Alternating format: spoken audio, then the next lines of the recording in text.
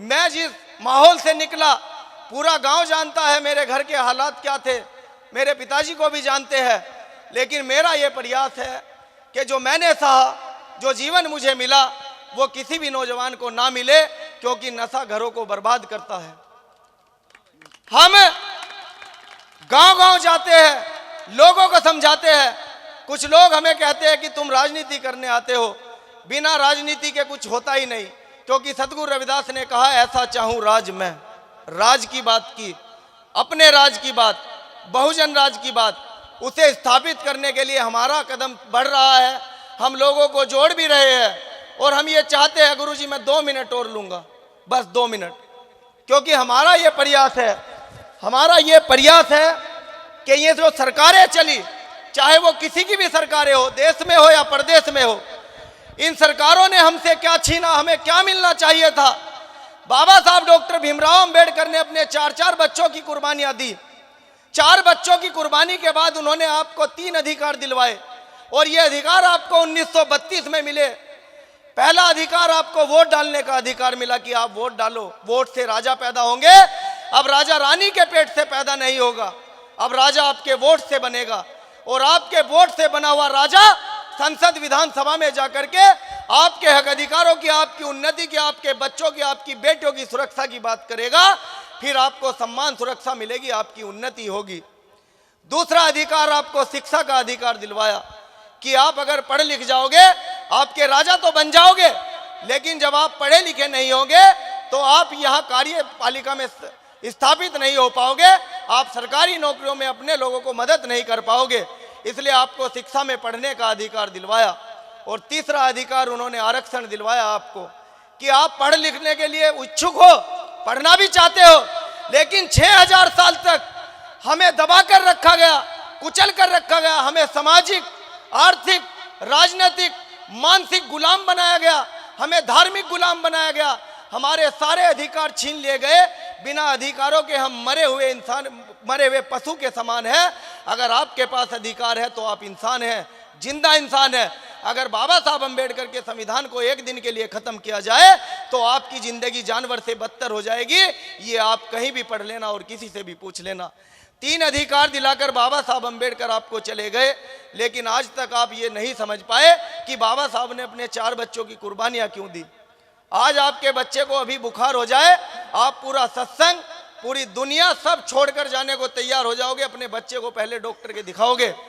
लेकिन आपके जीवन में उजाला आ जाए, 600 साल पहले देखा हुआ सपना, बेगमपुरा राज महिलाओं को अधिकार और इन अछूतों को अधिकार मिल जाए, उस सपने को पूरा करने के लिए 500 साल बाद डॉक्टर बाबा साहब अंबेडकर ने अपने 4-4 बच्चों की कुर्बानी दी कि आपको अधिकार मिल जाए। उनका बच्चा राजरतन, उन्होंने अपनी पत्नी से कहा जब 3 बच्चे उनके मर गए इस समाज के लिए, कि ये 4था बेटा हमारा राजरतन, इसका नाम हमने रखा, ये इस देश पर राज करेगा, ये इसका हुक्मरान बनेगा। और जब बाबा साहब अंबेडकर आपको वोट दिलाने के लिए, पढ़ने के लिए और आरक्षण का अधिकार दिलाने के लिए 1930, 31 और 32 में इंग्लैंड के लंदन में गोलमेज सम्मेलन में गए, जहां कांग्रेस पार्टी के, गांधी एंड कंपनी के सरदार पटेल, नेहरू और गांधी बैठे हुए थे, और वो बता रहे थे अंग्रेजों को कि भाई हम लोग दलितों के हितैषी हैं, हम दलितों को बराबर का अधिकार देते हैं, उनके घर में जाकर खाना खाते हैं, उनके घर पानी पीते हैं, और हमको आप वो मौका दो, हम दलितों की स्थिति बेहतर बनाएंगे। लेकिन बाबा साहब अंबेडकर अकेले ऐसे इंसान थे पूरी दुनिया में जो आपके लिए लड़ रहे थे, आपके बच्चों के भविष्य के लिए लड़ रहे थे। उसी दौरान उनका बच्चा बीमार हो गया और पैसा ना होने की वजह से बच्चा डॉक्टर के नहीं जा पाया, उस बच्चे की मौत हो गई। जब बाबा साहब अंबेडकर वापस लौटे तो उनकी पत्नी रोते हुए कहती है कि डॉक्टर बाबा साहब अंबेडकर, आप अपने बेटे राजरतन अंबेडकर को राजा बनाना चाहते थे, आज आपका बेटा मरा पड़ा है, अब किसे राजा बनाओगे? अब अपनी जिद छोड़ दो और आप पीछे लौटकर आ जाओ, अपने परिवार के उन्नति में लग जाओ। तो बाबा साहब अंबेडकर के पास कोई शब्द नहीं था बोलने के लिए। इससे पहले डॉक्टर अंबेडकर के आंसू निकलते, उनकी पत्नी को पता था इनकी जेब में पैसे नहीं है कफन के भी। उन्होंने अपनी साड़ी का पल्लू फाड़ा डॉक्टर बाबा साहब अंबेडकर को दिया और कहा जाओ अपने बच्चे का पहले आप अंतिम संस्कार करके आओ। और उस दिन बाबा साहब अंबेडकर ने अपनी बीवी से कहा कि रमा, क्या हुआ अगर आज एक राजरत्न इस दुनिया में नहीं है, क्या हुआ अगर हमारा बच्चा आज इस दुनिया में नहीं है। मैं उस व्यवस्था को तोड़कर आया हूं जिस व्यवस्था में राजा रानी के पेट से पैदा होता था, उस रानी के पेट को चीर कर आया हूं। अब राजा रानी के पेट से पैदा नहीं होगा, अब राजा हम गरीबों के वोट से पैदा होगा। और ये लाखों करोड़ों जो मेरे बच्चे हैं इस समाज के, ये सारे राजरत्न हैं, अब इनको मैं राजा बनाने की तरफ लेकर के जाऊंगा। ऐसी सोच बाबा साहब डॉक्टर भीमराव अंबेडकर की थी। बहुत सारे संत गुरु महापुरुष आए, लेकिन गुरु महाराज का सपना अगर किसी ने पूरा किया तो वो डॉक्टर बाबा साहब अंबेडकर है, उन्होंने ही पूरा किया। आज इस जातिवादी भेदभाव वाली इस व्यवस्था को तोड़ने के लिए हम जैसे नौजवान युवा सड़कों पर है। आपको अपने नेताओं का साथ देना चाहिए। जब तक आप अपने संतों की, अपने नेताओं की टांग खींचते रहोगे, तब तक वो भी आगे नहीं बढ़ पाएंगे और ये समाज भी खड्डे में जाएगा। जिस दिन आपने अपने संतों का और अपने नेताओं का हाथ पकड़कर आगे खींचना शुरू कर दिया, उस दिन आपके नेता आपको उस मुकाम तक लेकर जाएंगे आपने सोचा भी नहीं होगा।